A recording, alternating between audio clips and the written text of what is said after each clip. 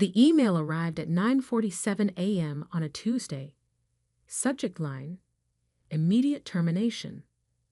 No warning, no discussion, just cold corporate efficiency from a company I'd helped build for 7 years. I'm Sophia Martinez, and until that moment, I was the Senior Vice President of Client Relations at Vertex Solutions, one of the fastest-growing digital marketing firms in Chicago. My crime?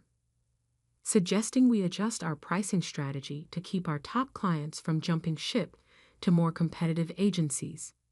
Your negative attitude is disrupting team morale, the email read. Translation: I dared to question CEO Michael Bennett's latest cash grab. I sat in my corner office, staring at the sleek downtown skyline through floor-to-ceiling windows that would no longer be mine in about 15 minutes. The irony wasn't lost on me. I'd landed or managed 80% of the clients whose payments had funded these fancy offices, including the Italian leather chair Michael now sat in 3 floors above me. Right on cue, HR's Linda appeared at my door, security guard in tow. "We'll need your badge and laptop," she said, not quite meeting my eyes. We'd had lunch together last week. I handed them over without a word, then reached into my desk drawer and pulled out my personal notebook, the one where I'd documented every client interaction, every strategy, every relationship I'd built over 7 years. Michael had never understood that our business wasn't about flashy presentations or expensive lunches. It was about trust, about understanding what kept CEOs awake at night and solving problems they hadn't even recognized yet. "You'll need to sign these," Linda said, placing a stack of papers on my desk. Non-compete agreements, NDAs, standard corporate handcuffs. I glanced at them, then looked up at Linda with a smile that made her step back slightly. "No, I don't think I will. It's standard procedure. It's unenforceable," I corrected her. I checked with my lawyer 6 months ago when Michael started pushing out other senior executives. Illinois law is quite clear on this. Her face paled. She knew I was right. I'd always done my homework. As security escorted me out, I caught glimpses of my team through the glass walls. Mia, the brilliant strategist I'd mentored for 3 years, looked close to tears. James from Creative was shaking his head in disbelief. They were good people, true talents. They deserved better than Michael's leadership. In the elevator, my phone buzzed. A text from Marcus Reynolds, CEO of Reynolds Tech, one of our biggest clients. "Heard the news. This is a mistake. Call me when you're free." I smiled, remembering Michael's words from our last executive meeting. Clients don't care about individuals. They care about the brand. The security guard walked me to my car, awkwardly trying to avoid conversation. As I put my box of belongings in the trunk, I heard familiar laughter. Michael stood on the smoking terrace above, sharing what looked like a joke with his new executive team. All men, all from his country club, all spectacularly unqualified for their positions. He caught sight of me and raised his coffee cup in a mock toast. I gave him a small wave in return, which seemed to unsettle him more than anger would have. The drive home to my loft in Lincoln Park was surreal. 7 years of 80-hour weeks, missed family events, relationships sacrificed on the altar of corporate success, all ended with a single email. But instead of grief or anger, I felt something unexpected: freedom. Because Michael had forgotten something crucial, something that would come back to haunt him in the weeks ahead. I parked in my garage and carried my box upstairs, past the home office I'd barely used except on weekends. Inside were 3 things Michael didn't know about: a complete business plan I'd been refining for the past year, a list of industry contacts I'd maintained independent of Vertex, and most importantly, a prototype platform I'd developed with a team of freelance developers. My phone buzzed again. Another message from Marcus Reynolds. "Seriously, call me. We need to talk about the future." I smiled, thinking about Michael's dismissive attitude toward client relationships. He thought customers stayed for the Vertex brand, for the fancy offices and overpriced strategies. He had no idea that every major client I managed had my personal cell number, that we spoke regularly about their businesses, their goals, their fears. I opened my laptop, my personal one, not the corporate device I'd surrendered, and pulled up a document I'd been saving for the right moment. Articles of incorporation for a new company, Catalyst Digital Solutions. The name wasn't an accident. In chemistry, a catalyst is something that creates change without being consumed by it. That's exactly what I'd been doing at Vertex, transforming clients' businesses while Michael took the credit. But now, it was time for a different kind of transformation. My phone kept buzzing. More messages from clients, industry contacts, even competitors who tried to hire me away from Vertex. I let them wait. First, I had a call to make. "Anna? It's Sophia. Remember that conversation we had about going independent? How do you feel about starting now instead of next year?" Anna Torres had been my first hire at Vertex before Michael pushed her out for being too focused on client satisfaction instead of billable hours. She'd landed at a bigger agency, but had been dropping hints about wanting something more meaningful. "Are you serious?" she asked.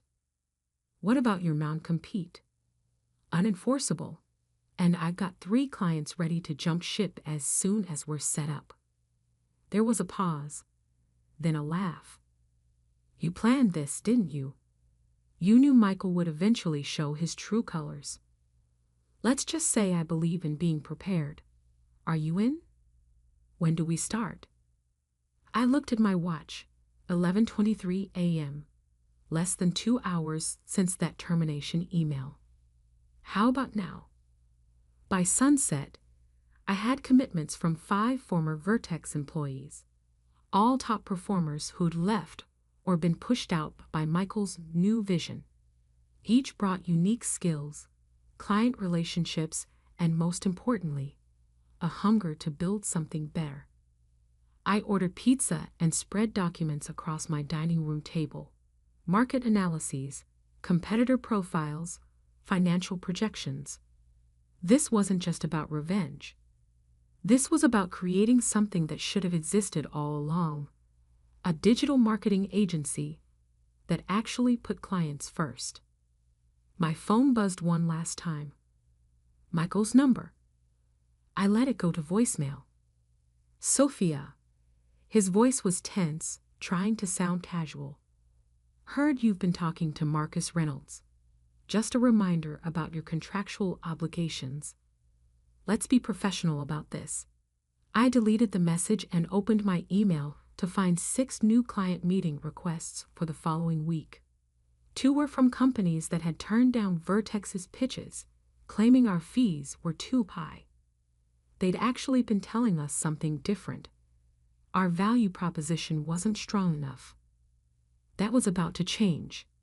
As I worked late into the night, finalizing proposals and sketching out service packages, I thought about Michael's parting shot from the smoking terrace.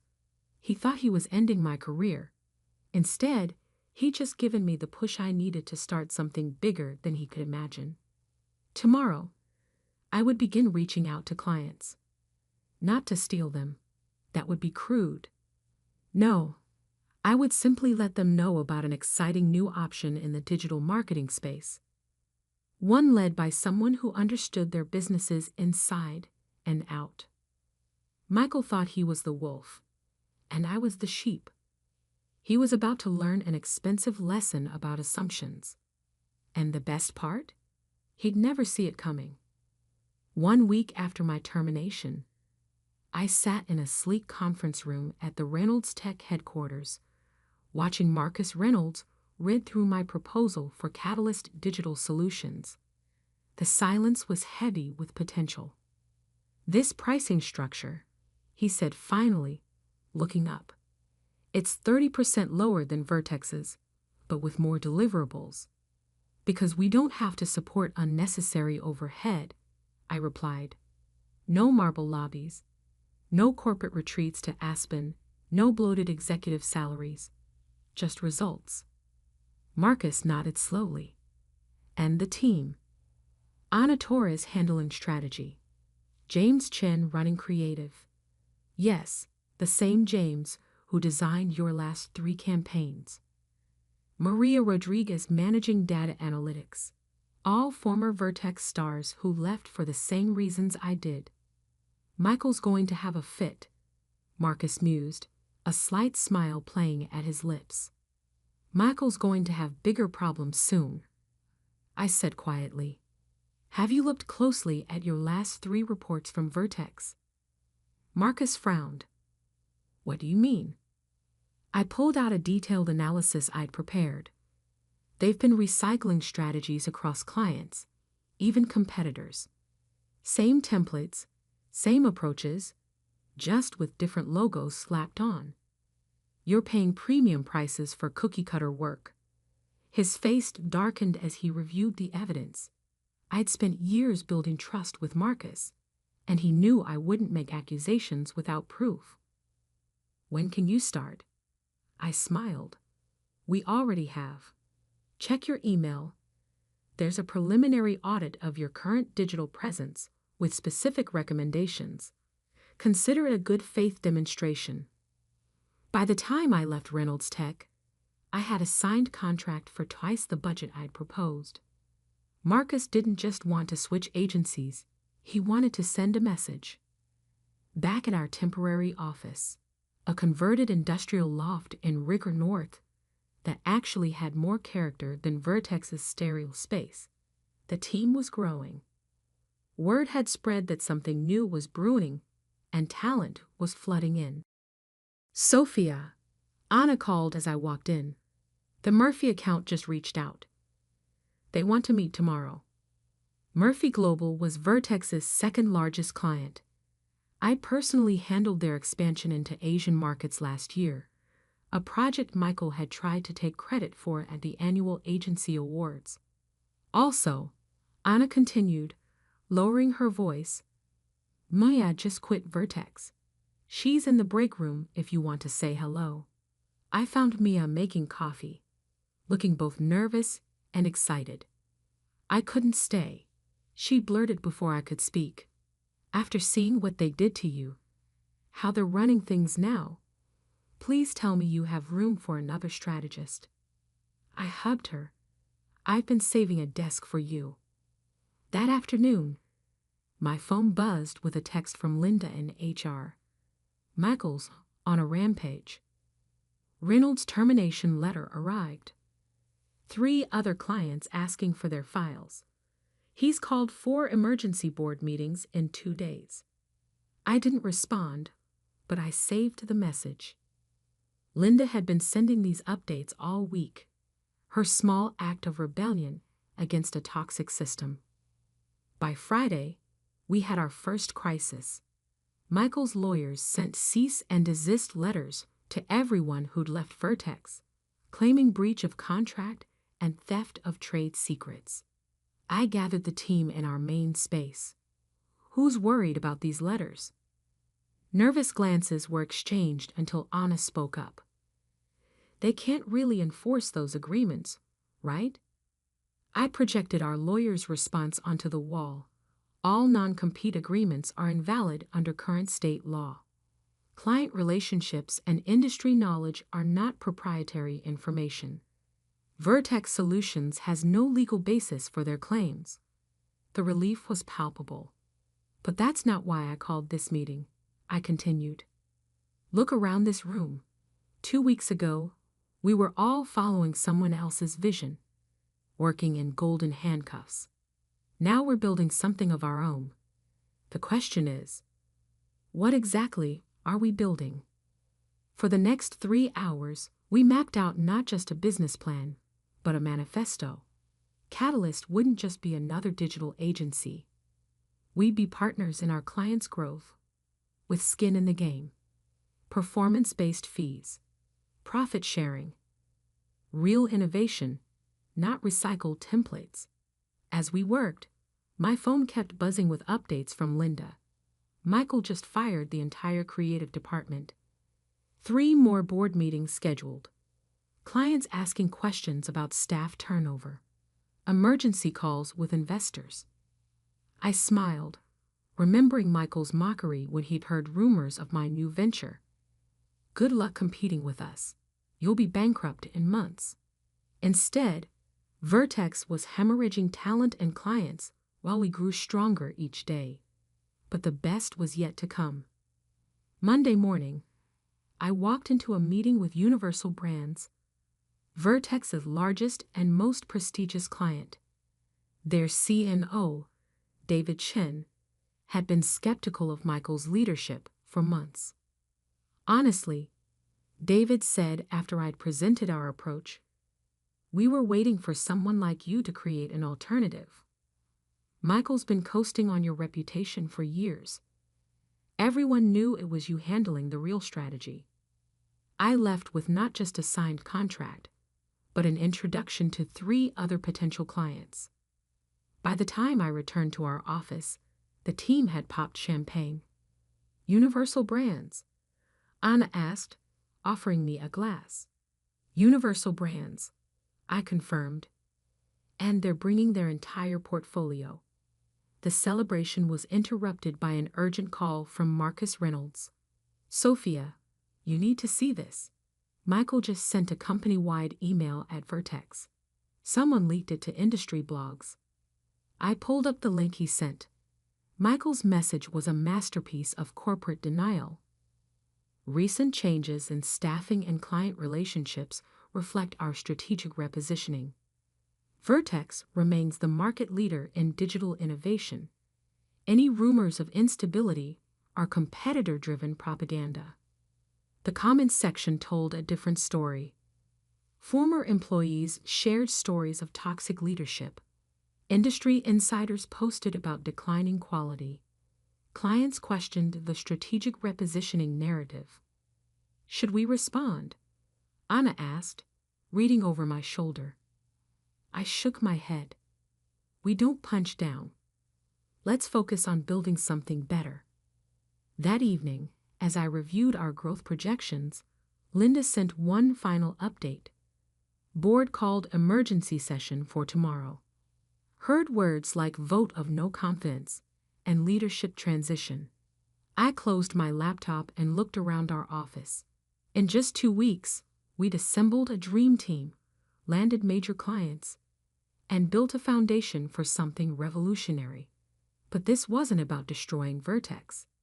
It was about creating what should have existed all along, an agency that valued talent, respected clients, and understood that real success comes from lifting others up, not pushing them down. My phone buzzed one last time. A message from Michael himself. "We should talk. Name your price to end this." I didn't bother responding. He still didn't get it. This was never about price. It was about value. And he was about to learn the difference. The morning of Vertex's emergency board meeting dawned bright and cold. I watched the sun rise over Lake Michigan from our new office space, a converted warehouse in the West Loop that we transformed into something special. Open collaboration areas, state-of-the-art technology, and most importantly, walls covered in client success stories. 3 months had passed since my termination. In that time, Catalyst had grown from an idea to a force that was reshaping the industry. "Sophia?" Anna appeared in my doorway, tablet in hand. "You need to see this." She pulled up the morning's industry news. The headline made me catch my breath. "Vertex SOLUTION CEO Myslicale BNETT Face is board, VOTE.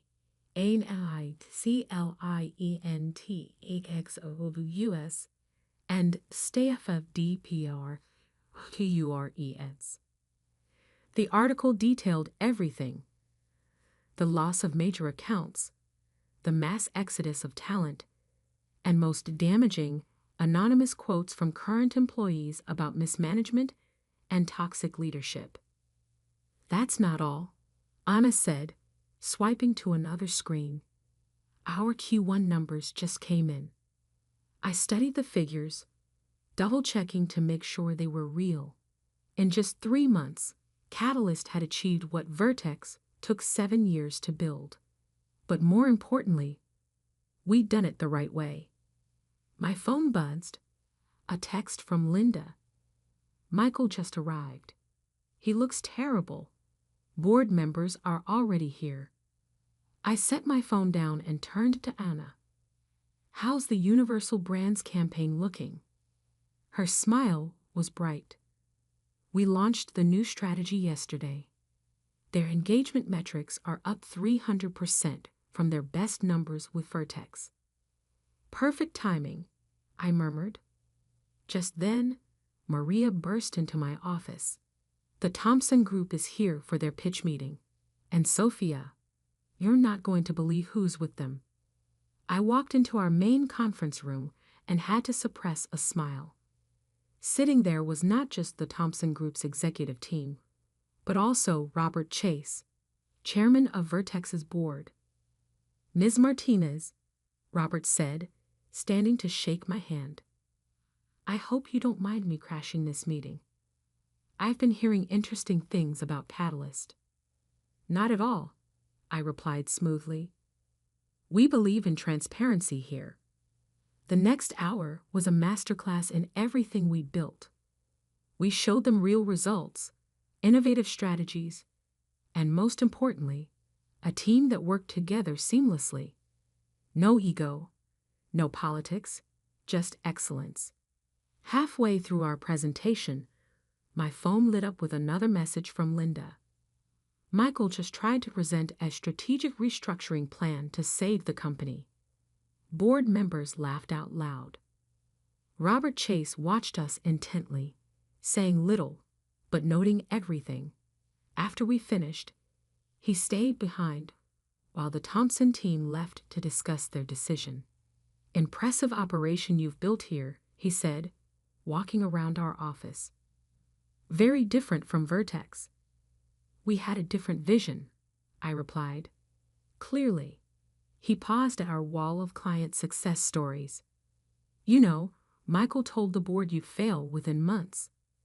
Said clients would never follow a mid-level executive to a new agency. I smiled. How's that prediction working out? About as well as his leadership. Robert turned to face me.